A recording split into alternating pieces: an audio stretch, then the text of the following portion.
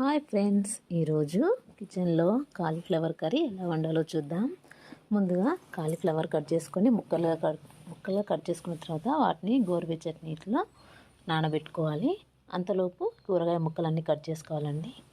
ఆ తర్వాత ఒక వాండిలో ఆయిల్ తీసుకొని తర్వాత తాలింపు గింజలు వేసుకొని ఉల్లిపాయ, పచ్చిమిర్చి, కరివేపాకు వేసుకొని ఫ్రై చేసుకోవాలి. ఆ తర్వాత చిన్నగా కట్ చేసుకున్న టమాటా ముక్కలు, ఆలుగడ్డ ముక్కలు కూడా వేసుకొని ఫ్రై చేసుకోవాలి. అవి కాసేపు వేగిన తర్వాత వాటి మధ్యలో కొంచెం స్పేస్లో కాలీఫ్లవర్ ముక్కలు కూడా వేయాలి.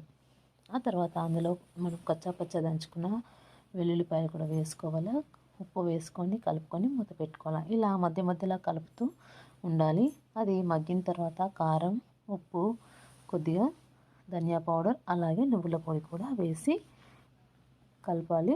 ఇలా ముక్కకు ఉప్పు, కారం, మసాలా పట్టేంత వరకు మొత్తం కలగలపాలి.